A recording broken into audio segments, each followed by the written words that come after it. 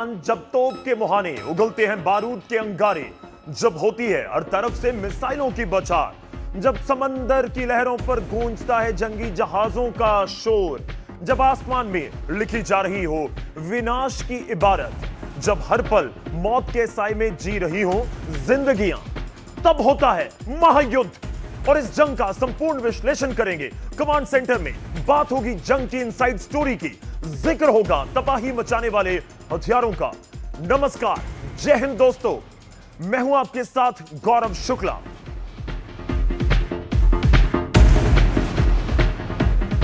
जय हिंद दोस्तों, मैं हूं मेजर गौरव आर्या। कमांड सेंटर में आपका बहुत बहुत स्वागत है। बहुत बहुत स्वागत है कमांड सेंटर में मेजर गौरव आर्या जी।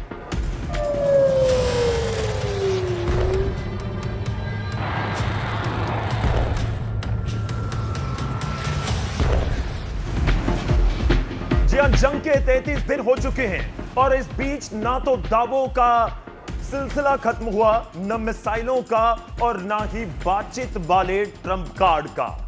लेकिन इन 33 दिनों में दुनिया बदल चुकी है और तेल से लेकर पैसे के खेल तक सब कुछ बातें हो रही हैं। आज के कमांड सेंटर में इन सब का जिक्र होगा, लेकिन शुरुआत हर रोज की तरह करने जा रहे हैं 4 बड़ी खबरों के साथ, जिनके ऊपर आज हम संपूर्ण इन डेप्थ विश्लेषण करेंगे मेजर गौरव आर्या के साथ। तो एक एक करके आपकी स्क्रीन के ऊपर पहला ग्राफिक और पहली बड़ी खबर जिसके ऊपर आज बात होगी ट्रंप के ऊपर। लगातार पूरी दुनिया इस समय देख रही है अमेरिका की तरफ कि उनका अगला कदम क्या होगा। तो पहला आज का बड़ा एजेंडा जिसके ऊपर बात हम करने जा रहे हैं वो होगा कि एक ट्रंप का ट्रिक है कोई, या फिर कुछ नॉकआउट प्लान के ऊपर इस समय फोकस कर रहे हैं डोनाल्ड ट्रंप। दिन की दूसरी बड़ी खबर आएगी मेजर गौरव आर्या, दूसरी बड़ी खबर का हम जिक्र करेंगे। आपको लग रहा है कि ट्रंप ट्रिक या फिर नॉकआउट, कुछ ऐसी स्थिति बन सकती है? मुझे लगता है कि दोनों का एक मिश्रण होगा, इसमें ट्रिक भी होगी और उसमें नॉकआउट की भी कोशिश होगी। गौरव, चलिए दूसरा बड़ा एजेंडा जो आपकी स्क्रीन के ऊपर है, और अब बात होगी हफ्ता वसूली की। देखिए आज आपको समझाएंगे किस तरह से हफ्ता वसूली की इस समय कोशिश की जा रही है ईरान की तरफ से, और ये हफ्ता वसूली किन दो द्वीप के बीच में से करवाने की कोशिश है। सड़क पर जाते हैं आप तो वहां पर टोल देने के लिए नाके बने होते हैं, तो उनमें से बीच से गाड़ी को लेकर जाना पड़ता है, तो वैसी कोई कोशिश है। हफ्ता वसूली कहें से, बिल्कुल। टोल टैक्स तो बड़ा जायज होता है, लीगल होता है, ये कुछ लीगल नहीं है। नहीं साहब, एक इसके अलावा एक और बात है गौरव, बहुत जी। बड़ी बात यह है कि इनका कोई अधिकार नहीं है टोल टैक्स लेने का या किसी भी प्रकार का पैसा लेने का, क्योंकि स्ट्रेट ऑफ हॉर्मुज ईरान का नहीं है, वो हर एक देश का है जिसका शोर लाइन, जिसकी कोस्ट लाइन हॉर्मुज से मिलती है। लेकिन ईरान ने बोला है कि नहीं, हमारे पास ड्रोन है, हमारे पास मिसाइल हैं, हमारे पास सबसे बड़ी सेना है, लिहाजा हॉर्मुज हमारा है। चलिए तीसरी बड़ी खबर जिसके ऊपर आज बात करेंगे, और तीसरी बड़ी खबर और पाकिस्तान का हम बात जिक्र करेंगे। सीक्रेट प्लान के ऊपर बात है, और सवाल यह है कि शरीफ का कोई सीक्रेट गेम है, पाकिस्तान का कोई भी सीक्रेट गेम हो सकता है? नहीं, हो सकता है कि मांगने का तरीका बदल गया हो। इनका कोई सीक्रेट गेम नहीं है, अमेरिकन के प्यादे हैं ये।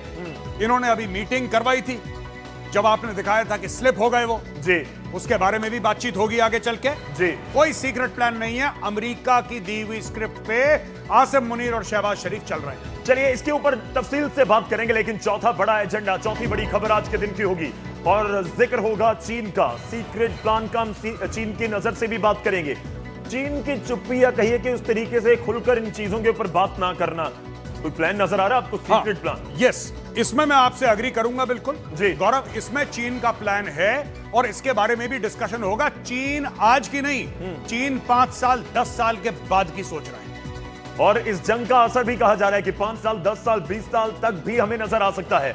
लेकिन चलिए इन सभी खबरों के ऊपर बात होगी, तफसील से आपको समझाएंगे, इन डेप्थ आज मेजर गौरव आर्या से जानने की कोशिश करेंगे। लेकिन बड़ी खबर के साथ एक आगाज करने जा रहे हैं, और बड़ी खबर पीस टॉक के साथ जुड़ी हुई है। और बड़ी खबर इस समय यह है कि ट्रंप की पीस टॉक की डेडलाइन के बीच इजराइल ने ईरान के इस्फहान में बहुत बड़ा अटैक कर दिया है। जहां इस्फहान में ईरान का मिलिट्री एयर बेस है और उसके साथ ही न्यूक्लियर साइट भी है। इस्फहान पर इजराइल ने दूसरी बार यह हमला किया है। एक तरफ पीस टॉक का जिक्र है, 30 दिन का ऑफर है, 10 दिन 5 दिन, जो मैंने कहा कि 33 दिन में दुनिया किस तरीके से बदली है। तो ये दो बड़ी तस्वीरें आपके सामने हैं। 26 मार्च को पहला अटैक किया गया था, 2 दिन बाद एक बार फिर से टारगेट किया गया है, और इस जगह को टारगेट करना अपने आप में आप कहिए कि एक बड़ा संकेत है कि युद्ध उस नजर से देखा जा रहा है, युद्ध उस तरीके से इजराइल लड़ रहा है कि आप पीस टॉक कीजिए, ट्रंप कुछ भी कहें, हमारी तरफ से जब तक बिल्कुल फाइनल बात नहीं होती ये सब कुछ जारी रहेगा। तो ये समझा जाए कि ये वाले हमले बता रहे हैं कि जंग इजराइल एक अलग बिल्कुल अपने दिमाग से लड़ रहा है, अमेरिका एक अलग रणनीति से लड़ रहा है। बिल्कुल यही बात है। इजराइल के टारगेट कुछ और हैं, डोनाल्ड ट्रंप के टारगेट कुछ और हैं, ईरान के टारगेट कुछ और है। और कम से कम हम ये मान के चल सकते हैं गौरव जी कि अगर दो पार्टनर हैं अमेरिका और इजराइल, उनके दोनों के टारगेट, दोनों का नजरिया, दोनों का जंग करने का तरीका और उससे जंग से नतीजा क्या चाहते हैं, ये सब अलग है, सब मुख्तलिफ है। मैं लेकिन इस बीच छोटी सी जाननी चाह रहा हूं कि वाकई ही इजराइल और अमेरिका एक इकट्ठी रणनीति के ऊपर भी काम करते हो सकते हैं कि आप बोलिए पीस टॉक, मैं करूंगा अटैक, आप बोलिए सीज फायर, मैं करूंगा अटैक। नहीं बिल्कुल ये तो है ही जी। ये तो आज से नहीं है, ये तो अमेरिका खुद ही कर रहा है बिना इजराइल के। जी। एक तरफ डोनाल्ड ट्रंप ये कहता है कि मैंने 15 पॉइंट का प्रोग्राम दिया था ईरान को, और ईरान कह रहा है कि ठीक है साहब, ज्यादातर हमें कबूल है, ज्यादातर हमें कबूल है, मानते हैं एक दो चीजें हैं जो बात कर लेंगे। फिर डोनाल्ड ट्रंप कहता है कि तुम्हारे डीसैलिनेशन प्लांट उड़ा दूंगा, तुम्हारे पावर प्लांट उड़ा दूंगा, और अगर मुझे खड़ग आइलैंड नहीं मिला तो मैं खड़ग आइलैंड को भी उड़ा दूंगा। इसका क्या कारण है? आप सोचिए गौरव, एक कितनी अजीब बात है कि एक तरफ अमेरिका का राष्ट्रपति यह कह रहा है कि साहब 15 पॉइंट जो हमने डिमांड करी थी ईरान से, ईरान लगभग मान चुका है। ईरान कह रहा है कोई बात नहीं, हम अग्री करते हैं आपसे, नो प्रॉब्लम। और दूसरी तरफ वो कह रहा है कि बर्बाद कर दूंगा। ये इसकी कथनी और करनी में फर्क है गौरव। ये कहता कुछ है, सोचता कुछ है, करता तीसरी चीज है। ये सोचने वाली बात है। तो ये कहीं ना कहीं इसको घातक भी बना रही है। यही एक बड़ी वजह है कि दुनिया इस समय उनके बयानों के आजू बाजू भी घूमती हुई नजर आ रही है। लेकिन इस बीच एक बड़ी खबर है, उसका रुख करेंगे। ट्रंप डेडलाइन देते हैं, ट्रंप की डेडलाइन का मैं जिक्र कर रहा हूं, लेकिन ईरान उसे नकार देता है और इजराइल तेहरान पर हमला कर देता है। देखिए, समझिए किस तरीके से पूरी दुनिया इस समय इस जंग को देख रही है और जंग के बीच हो क्या रहा है। सवाल है कि इस जंग का कमांड सेंटर है कहां पर? आखिर इस जंग का कौन सूत्रधार है या कौन भड़का रहा है और कौन कंट्रोल कर रहा है? आज हम ईरान में, इस्फहान और इजराइल में हाइफा पर हुए हमले के साथ ही ट्रंप के दावों का भी पूरा विश्लेषण करेंगे। ट्रंप ट्रिक खेल रहे हैं या नॉकआउट की तैयारी है? एक तरफ व्हाइट हाउस में जश्न, दूसरी तरफ हॉर्मुज़ में आग। सच क्या है? ट्रंप का दावा है कि ईरान की नेवी लगभग खत्म हो चुकी है। यूएस ने 150 से ज्यादा जहाज डुबो दिए हैं। ईरान के आसमान पर अमेरिका का कब्जा हो चुका है। ईरान की मिसाइल फैक्ट्रियां 70% तक तबाह हो चुकी हैं। लेकिन ग्राउंड रियलिटी क्या है? ट्रंप कितना सच बोल रहे हैं? हॉर्मुज़ स्ट्रेट अभी भी ईरान के माइन से भरा हुआ है। शिपिंग लगभग ठप है। इजराइल और गल्फ पर ईरानी मिसाइल और ड्रोन अटैक अब भी जारी है। इजराइल की सबसे बड़ी तेल रिफाइनरी हाइफा पर ईरान के अटैक के पीछे मकसद क्या है? आखिर इजराइल ने फिर ईरान के न्यूक्लियर ठिकाने वाले शहर इस्फहान को क्यों निशाना बनाया? ट्रंप लगातार ईरान पर पीस टॉक का दबाव बना रहे हैं, लेकिन ईरान ने एक बार फिर ट्रंप के ऑफर को सिरे से ठुकरा दिया। तो सवाल उठता है कि क्या ट्रंप जल्दी जीत का दावा दिखाकर कोई सीक्रेट गेम वॉर प्लान कर रहे हैं या ईरान को नॉकआउट करने के लिए कोई ठोस पॉइंट की तलाश कर रहे हैं?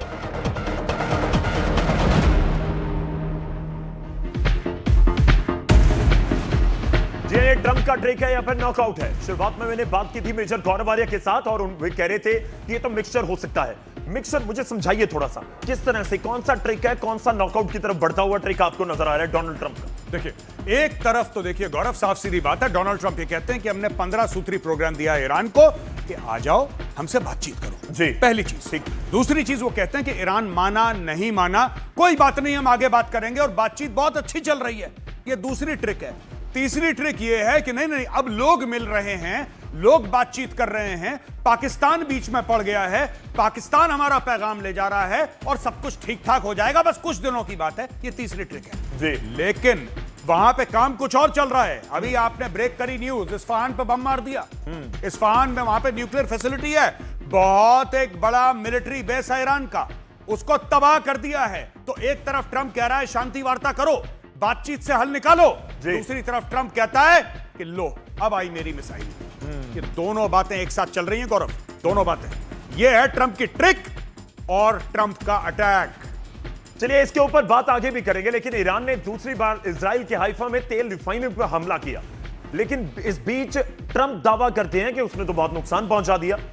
हमला किया रिफाइनरी के ऊपर। इस बार दो फ्रंट, लेबनान और ईरान से हाइफा में बजान तेल रिफाइनरी को भी टारगेट किया गया। सवाल है कि ईरान का यह हमला क्या बताता है कि क्या इजराइल या यूएस ने ईरान की ताकत को कम आंका है? हाइफा रिफाइनरी इजराइल की सबसे बड़ी रिफाइनरी है। यह आपके सामने मैप आ गया, इसके ऊपर मैं बात करना चाह रहा हूं, हमारे पास वॉल पर भी आएगा। इससे आधे देश की तेल जरूरतें पूरी होती हैं। इस जगह इजराइल का मिलिट्री और कमर्शियल हब भी है। और इस अटैक को किस नजर से देखा जाए, एक बार आ चुका है मैप, देखिए पूरे धरती के मैप के ऊपर पहले इजराइल और उसके बाद देखिए हाइफा आ चुका है, जो हम कह रहे हैं कि किस तरह से अटैक किया जा रहा है और किस तरह से बजान तेल रिफाइनरी को भी टारगेट किया गया। मेजर गौरव आर्या, नहीं, यहां पे इनको एक बात पता है कि सबसे बड़ी रिफाइनरी है इजराइल की। जी। इनको पता है कि इजराइल की इकोनॉमी काफी हद तक टेक्नोलॉजी से तो चलती है, डिफेंस से तो चलती है, रिसर्च एंड डेवलपमेंट से भी चलती है, लेकिन तेल और एनर्जी से भी चलती है। तो यहां पे मारो, जैसा मैंने पहले बोला, इकोनॉमिक वॉर। यही चीज डोनाल्ड ट्रंप ईरान के साथ कर रहा है, वही चीज डोनाल्ड ट्रंप बाकी देशों के साथ कर रहा है कि तुम मुझे पैसा दो। आपको पता ही होगा, अब सारे देशों से कह रहा है कि तुम मुझे पैसा दो, मुझे लड़ाई लड़नी है। और वही चीज ईरान जो है वो इजराइल के साथ कर रहा है। बिल्कुल वही करता हुआ नजर आ रहा है। तो जिस तरीके से अटैक किया गया, वो बहुत कुछ संकेत भी साफ तौर पर हमें नजर आ रहे हैं। मैं इस्फहान का जिक्र कर रहा हूं। 2025 में अमेरिका और इजराइल ने ईरान में 3 न्यूक्लियर साइट, नतांज, फोर्डो और इस्फहान पर हमले किए थे। अब 2026 है, जंग चल रही है और 2026 में नतांज और इस्फहान को फिर से टारगेट किया गया। तो अगला फोर्डो है, फोर्डो भी होगा टारगेट। जी, फोर्डो भी होगा जी। ये देखिए साहब, ज्यादा दूर नहीं है। और तीनों को टारगेट, देखिए पहले तीनों को टारगेट किया गया जी। अभी फोर्डो बच गया है। इस बार जो 28 फरवरी को जंग शुरू हुई, उसमें नतांज और इस्फहान पे हमला हुआ है। फोर्डो बाकी है। ये करेंगे हमला, ये बार बार करते रहेंगे जब तक ईरान की जो एनरिचमेंट कैपेसिटी है और वेपन मेकिंग कैपेसिटी है उसको बिल्कुल खाक ना करते हैं। ये अटैक बार बार होता रहेगा। गौरव, ये सीधे तौर पर ये समझा जाए कि फोर्डो ही अगला अब टारगेट हो सकता है ना। हाँ, क्योंकि फोर्डो, देखिए ये 3 जो टारगेट हैं, ये सबसे बड़े टारगेट हैं इजराइल के लिए। इजराइल चाहता क्या है? आपने भी थोड़ी देर पहले बोला ना कि ट्रंप कुछ चाहता है, नेतन्याहू कुछ चाहता है जी। ये अलग अलग चीजें चाहते हैं। ये चाहता है इजराइल, ये चाहता है इजराइल। उसको पता है कि ये जो रेजिम है, मुश्तबा खमैनी जिसका हेड है, अगर इसकी टांगें काटनी है तो इसकी ये टांगें हैं। और ये भी हम अपने ग्राफिक के जरिए दिखा रहे हैं कि 60% समृद्ध यूरेनियम अंडरग्राउंड कॉम्प्लेक्स हैं, जहां पर ये तीनों पर सीधे तौर पर नजर आते हैं। लेकिन मैं इस बीच एक और चीज जाननी चाहता हूं कि अगर 2 को टारगेट कर लिया गया, 3 को टारगेट कर लिया गया, तो क्या अपने लक्ष्य में इजराइल या अमेरिका कामयाब हो गया? नहीं, या हो जाएगा? नहीं जी, काफी हद तक कामयाब हो जाएंगे, लेकिन 100% नहीं। क्योंकि अभी भी तकरीबन 1000 पाउंड एनरिच्ड यूरेनियम अभी फ्री फ्लोटिंग है। किसी को नहीं पता वो कहां है, नोबडी नोज। और वो एनरिच हो चुकी है और वो कहीं पे है, कहां पे है, 1 जगह है, 50 जगह है, किसी को नहीं पता। ये तो फर्दर एक्टिविटी के लिए है जी। लेकिन जो ऑलरेडी है उसका क्या, उसको ढूंढना डोनाल्ड ट्रंप का अगला बड़ा चैलेंज है। और ये भी है तो सही ना, ये तो कंफर्म है। जी बिल्कुल, ये तो है 100% जी। 1000 पाउंड से ज्यादा, यानी कि करीब 400-450 किलो के दरमियान जी एनरिच्ड यूरेनियम ईरान के पास है, जो कि किसी को नहीं पता उसने कहां पे छुपा के रखा है। चलिए, जिनको टारगेट किया जा रहा है, क्या वहां से कुछ मिलेगा? क्या आप जो कल भी बात कह रहे थे कि जब जमीन पर सेना उतरेगी वही लेकर आ पाएगी? जी बिल्कुल, जी बिल्कुल। 30,000 फीट से नहीं लेकर आ पाएगी। आपकी टेक्नोलॉजी कितनी अच्छी हो, अगर आपको यूरेनियम निकालना है, ये कोई एआई का सॉफ्टवेयर आपको निकाल के नहीं देगा, ये चैट जीपीटी से नहीं निकलता भाई। ये तो इंसान जाएगा, फौजी जाएगा, वो उठा के लाएगा, तब जाके ये सेफ होगा। चलिए थोड़ा सा और आगे बढ़ते हैं। इस जंग में अमेरिका के रक्षा मंत्री पीट हेग्सेथ को लेकर एक बड़ा खुलासा हुआ। एक रिपोर्ट में दावा किया गया कि हेग्सेथ ने मॉर्गन स्टैनली और ब्लैक रॉक नाम के फर्म के जरिए डिफेंस से जुड़े ETF में निवेश की कोशिश की थी। यह दिलचस्प है, थोड़ा समझिएगा इसको। सबसे दिलचस्प बात यह है कि डील जंग से पहले फरवरी में इनिशिएट की गई। हालांकि इस बात की कोई पुष्टि कहीं पर नहीं है, लेकिन कुछ तथ्य आपको दिखा रहा हूं। डोनाल्ड ट्रंप अमेरिका के राष्ट्रपति कह रहे हैं ईरान पर हमले की सलाह दी, पर इस पूरे मैप को हमें एक आपको सीक्वेंस के जरिए समझाने की कोशिश करते हैं। डोनाल्ड ट्रंप कहते हैं कि ईरान पर हमले की सलाह दी, उसके बाद पीट हेग्सेथ कहते हैं रक्षा मंत्री अमेरिका के, ब्रोकर मॉर्गन स्टैनली थे, और उसके बाद एसेट मैनेजर ब्लैक रॉक, और फरवरी 2026 डिफेंस ETF में निवेश। ये चीजें सब कुछ समझी जाएं जी बिल्कुल, यही चीज तो गालिबाफ है जो कि ईरान के पार्लियामेंट के स्पीकर हैं। उन्होंने क्या बोला था जी। उन्होंने ये बोला था गालिबाफ ने कि ट्रंप एक ट्वीट करते हैं, तेल का भाव बढ़ता है। ट्रंप ट्रूथ सोशल पे पोस्ट डालते हैं, तेल का भाव घटता है। ये पैसे कौन कमा रहा है बीच में? यही बात अपनी शो पे हमने 2-3 दिन पहले डिस्कस करी थी। अब पीट हेग्सेथ का ले लीजिए, जो आप बता रहे हैं। पीट हेग्सेथ को पता है कि लड़ाई शुरू होने वाली है, उसको पता है, ही नोज वेरी वेल, क्योंकि वो सेक्रेटरी ऑफ वॉर है। जैसे हमारे यहां श्री राजनाथ सिंह जी हैं डिफेंस मिनिस्टर, वो अमेरिका का डिफेंस मिनिस्टर है, लिहाजा उसको यह पता है कि अमेरिका जंग के मैदान में कब उतर रहा है। और डोनाल्ड ट्रंप ने यह भी बोला है कि भाई लड़ाई देने का मुझे सलाह किसने दी? मुझे पीट हेग्सेथ ने बोला कि लड़ाई शुरू करो। यानी कि पीट हेग्सेथ को पता था कि लड़ाई शुरू होने वाली है। उसके कुछ हफ्ते पहले फरवरी के महीने में वो अपने एसेट मैनेजर को बुलाता है, मॉर्गन स्टैनली को, और ये बोलता है भाई साहब इतना पैसा है, यहां यहां यहां यहां लगा दो। That's it. ठीक है। तो ये दोनों के दोनों ऐसे पैसा कमा रहे हैं। तो ये पूरी गेम तो समझ आ रही है कि जिनको पता था कि जंग लगने वाली है, उससे पहले किस तरह से इन्वेस्ट किया गया उसके ऊपर नजर है। और इस बीच एक बड़ी खबर है, कई लोकेशंस के ऊपर क्लस्टर बम गिराए गए हैं, हमले में कई लोगों के घायल होने की भी खबर है। तो एक और बड़ी खबर इस समय जंग के मैदान से, इजराइल पर ईरान का नया हमला। जी हां, और कई हमले लगातार जारी हैं। इजराइल ईरान के ऊपर लगातार जो हमले हैं वो कर रहा है। तरफ से लगातार बैलिस्टिक मिसाइल से हमले किए जा रहे हैं, साथ ही कुछ वॉरहेड्स में क्लस्टर बॉम्ब्स होते हैं। अभी जो थोड़ी देर पहले अटैक किया गया ईरान की तरफ से, उसमें क्लस्टर बॉम्ब्स थे और वो कई जगहों पे टेल अवीव में इर्द गिर्द गिरे और कई जगहों पे तबाही हुई। और आप देख सकते हैं ये वो स्पॉट है जहां पे एक क्लस्टर बॉम्ब गिरा और यहाँ पे एक बड़ा सा गड्ढा हुआ है और यहाँ पे एक गाड़ी थी और गाड़ी यहाँ पे चकनाचूर हुई है। और यहाँ पे आप देख सकते हैं यही वो स्पॉट है जहाँ पे एक क्लस्टर बॉम्ब गिरा। लगातार टेल अवीव के इर्द गिर्द जो है निशाने साधे जा रहे हैं ईरान की तरफ से। तो ये आप देख सकते हैं ये वो स्पॉट है जहाँ पर अभी ईरान की तरफ से दागा गया मिसाइल जो है वो गिरा। और यहाँ पे आप देख सकते हैं किस तरीके का एक बड़ा सा क्रेटर यहाँ पे हुआ। ये गाड़ी यहाँ पे थी और आप देख सकते हैं गाड़ी जो है वो चकनाचूर हुई है। और अभी यहाँ पे हम देख पा रहे हैं कि पुलिस है और आईडीएफ के लोग यहाँ पर हैं और यहाँ पर भी नुकसान हुआ है। और यही हाल काफ़ी जगहों पे देखने को मिल रहा है इसराइल में, जहाँ जहाँ पर भी ये क्लस्टर बम गिरते हैं या जहाँ पर डायरेक्ट हिट मिसाइल का लगता है, हमें कहा जा रहा है कि यहाँ से निकलिए आप, लेकिन जहाँ पर भी डायरेक्ट हिट लगता है वहाँ पे ज़्यादा तबाही हो जाती है। लेकिन जहाँ पर क्लस्टर बम गिरते हैं वहाँ पर भी काफ़ी लोग ज़ख्मी हो जाते हैं, प्रॉपर्टी को डैमेज होता है। तो ये वो स्पॉट है टेल अवीव के एक साइड का जहाँ पर एक बम गिरा है और उसके बाद यहाँ पे नुकसान हुआ है। यहाँ पे आप देख सकते हैं अभी भी यहाँ पे पुलिस के लोग हैं, अभी आईडीएफ के लोग भी यहाँ पे पहुँच चुके हैं। मिसाइल डायरेक्ट हिट लग जाती है जिसकी वहाँ पे भयानक तबाही हो जाती है। 1 किलोमीटर एरिया जो है वहाँ पे तबाह हो जाता है, चाहे वो घर हों, बड़ी बड़ी इमारतें हों, वो तबाह हो जाती हैं। और जहाँ पर क्लस्टर बम गिर जाते हैं वहाँ पे इर्द गिर्द तबाही हो जाती है और लोग ज़ख्मी भी हो जाते हैं। और अभी तक क्लस्टर बम का कोई तोड़ इसराइल के पास नहीं है, क्योंकि जब एक क्लस्टर वॉरहेड आ जाता है उसमें तकरीबन 70 से 80 छोटे छोटे बम होते हैं और जब उसको इंटरसेप्ट भी किया जाता है, जब वो फटता है आसमान में तो इर्द गिर्द 70 से 80 बम गिर जाते हैं और जिसका दिफा यहाँ का एयर डिफेंस सिस्टम नहीं कर पाता है। तो उसका मतलब साफ है कि क्लस्टर बम के आगे अभी यहाँ पे इसराइल जो है बेबस है। इसी वजह तो आपको हमने दिखाया कि किस तरीके से इस समय इजराइल की स्थिति है। ईरान भी अटैक कर रहा है, उसके पास अपना प्लान होगा। क्लस्टर बम का जिक्र हो रहा है, मैं उसकी बात करूंगा।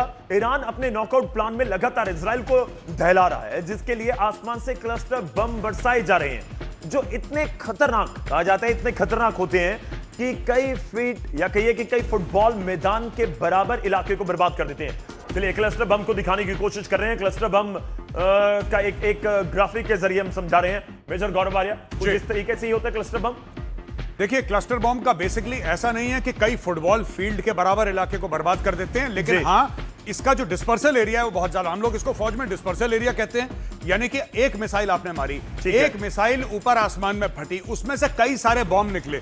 जाहिर सी बात है जब कई सारे बॉम्ब्स निकलेंगे so then they will spread over a very large. अब ये देखिए साहब, ये आपने एक मिसाइल, अब ये नीचे वाला जो इसका वॉरहेड है ये डिसंगेज होता है और यहां से पूरा क्लस्टर, अब ये जब फैलेगा तो ये तो पूरे इलाके में फैलेगा ना, इसलिए ये ज्यादा खतरनाक है। मैं एक चीज जाननी चाह रहा हूं, अगर आप समझा पाए जी। जो ये ग्राफिक के जरिए हमने दिखाया कि ऊपर से मिसाइल आ रही है जी। क्लस्टर फिर कितने खतरनाक होते हैं? अगर वो बहुत सारे टुकड़ों में बंट गए तो क्या वो ऐसे होते हैं कि जहां जाकर गिरेगा और उसके कितने बड़े एरिया को प्रभावित करेगा? वो डिपेंड करता है। हो सकता है कि 7 से लेकर 10 मीटर के रेडियस पे या 10 से लेकर 15 मीटर के रेडियस में इलाका को पूरा तबाह कर दे। लेकिन जब ऐसे बॉम्ब निकलते हैं तो कई दर्जन निकलते हैं एक साथ, तो उसका डिस्पर्सल बहुत बड़ा होता है। जब आप टोटल उसका इंपैक्ट देखते हैं तो फिर वो बहुत ज्यादा बड़ा हो सकता है। मैं एक और चीज जाननी चाह रहा हूं, जिस तरह से कोई मिसाइल आ रही है तो उसको तो पूरे कोऑर्डिनेट्स के जरिए गाइड किया जाता है कि उसने कहां टारगेट करना है। जी बिल्कुल। तो ये जो क्लस्टर बम गिरते हैं जी, इनको भी गाइड करने की कोई ऑप्शन होती है या फिर ये एक बार निकलने के बाद जहां जहां गिरेंगे? ज्यादातर जो क्लस्टर बॉम्ब्स होते हैं, खासतौर से जो ईरान के पास टेक्नोलॉजी है,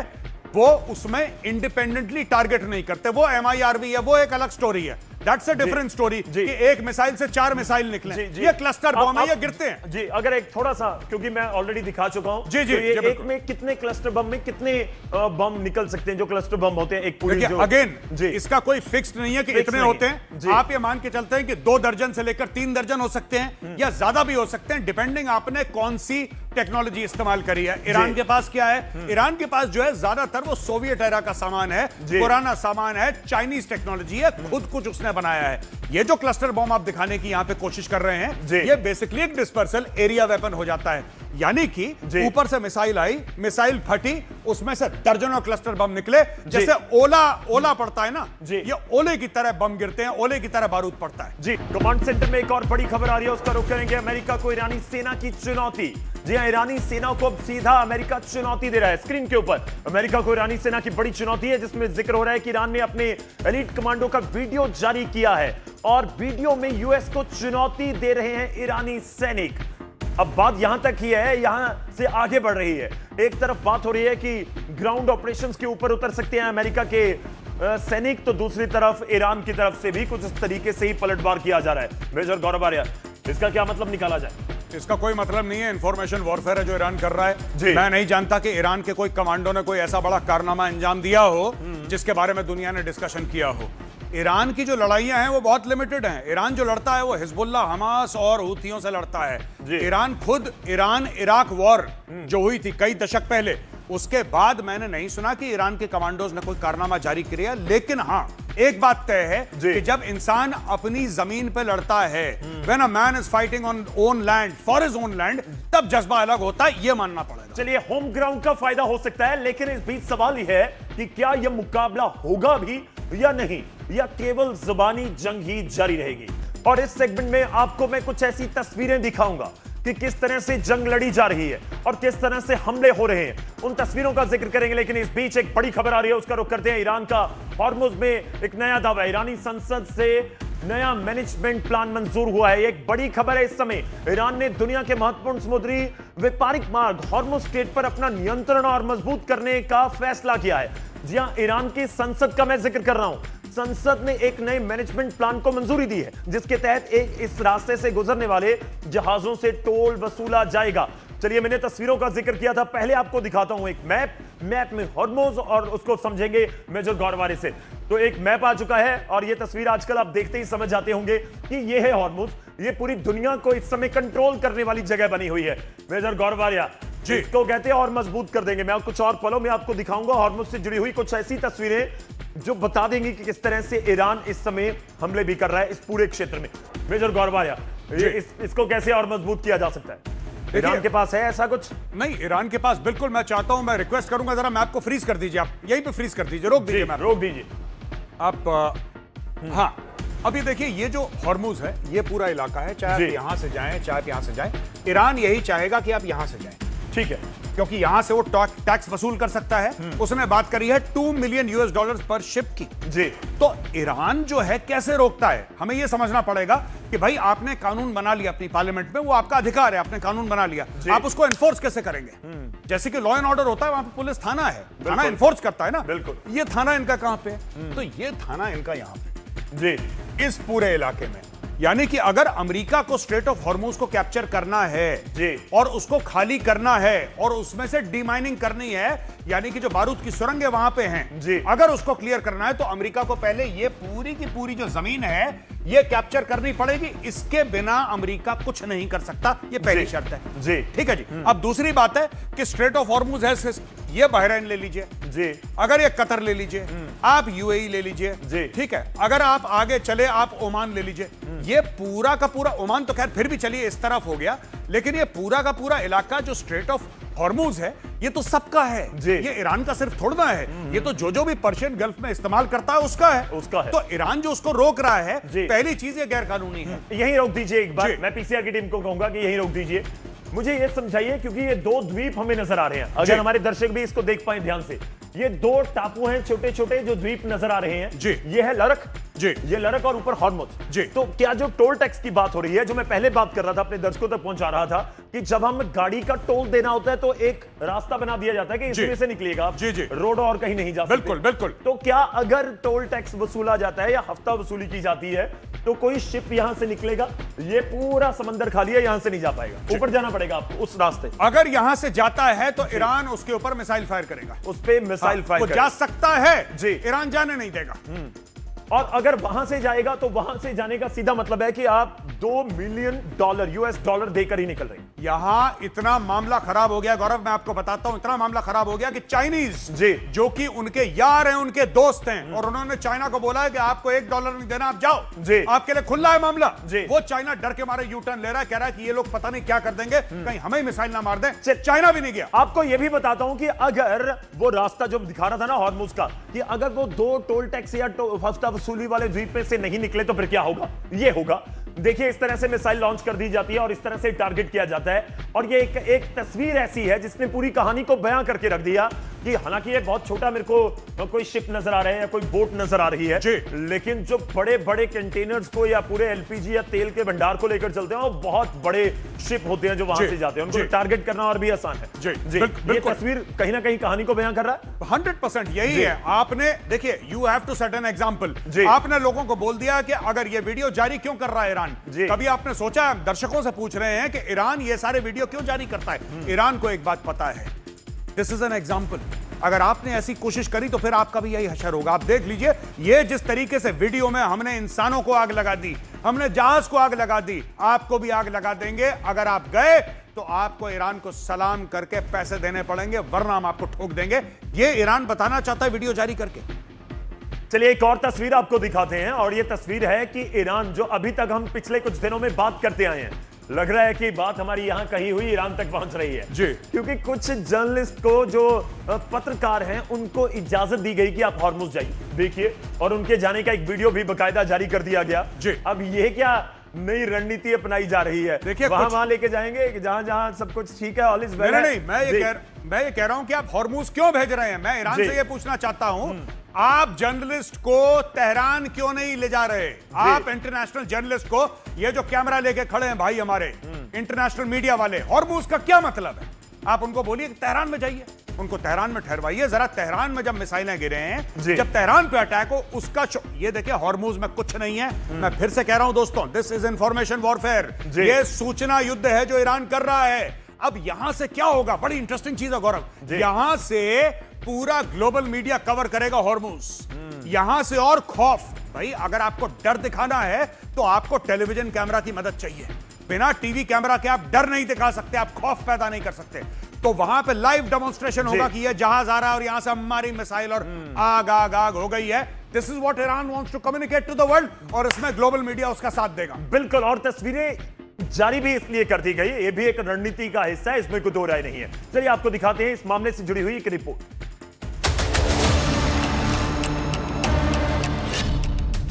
ईरान का हॉर्मुज में हफ्ता वसूली का प्लान, कई देशों के जहाजों पर लगेगा बैन, अमेरिका और इजराइल की कटेगी लाइफलाइन, पश्चिम एशिया में जंग के बीच ईरान ने अमेरिका और इजराइल को परेशान करने का नया प्लान बना लिया है, क्योंकि ईरान ने दुनिया के सबसे महत्वपूर्ण समुद्री व्यापारिक मार्ग पर अपना नियंत्रण और मजबूत करने का फैसला किया। इसके लिए ईरानी संसद की सुरक्षा समिति ने एक नए मैनेजमेंट प्लान को मंजूरी दी, जिसके तहत हॉर्मुज स्ट्रेट से गुजरने वाले जहाजों से टोल वसूला जाएगा और कुछ देशों के प्रवेश पर तो पाबंदी रहेगी। नए नियमों के तहत अमेरिका और इजरायली जहाजों के हॉर्मुज स्ट्रेट से गुजरने पर पूरी पाबंदी लगा दी गई है। इसके अलावा ईरान ने उन देशों के जहाजों पर भी पाबंदी बढ़ा दी है जो ईरान पर एक तरफा आर्थिक प्रतिबंध लगाने में शामिल है। मतलब साफ है, ईरान अमेरिका और इजराइल के जहाजों पर नकेल कसने के लिए तैयार बैठा है और इसलिए उसने सारा प्लान बनाया, या यूं कहिए कि अमेरिका और इजराइल को फंसाने के लिए हफ्ता वसूली वाला चक्रव्यूह बना।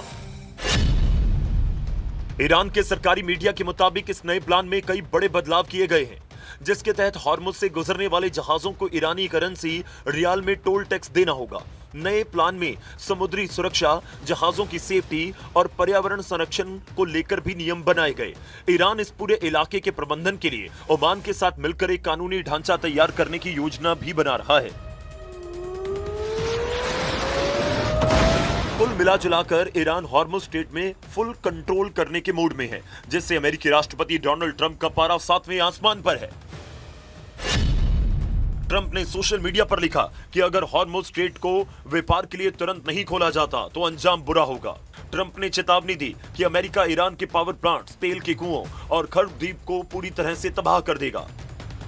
यानी ट्रंप ने बोल दिया कि अगर ईरान ने हॉर्मुज स्ट्रेट में हफ्ता वसूली का प्लान थोपा तो वह खर्ब द्वीप से हाथ धो बैठेगा। खर्ग फारस की खाड़ी में स्थित ईरान का एक प्रमुख द्वीप है।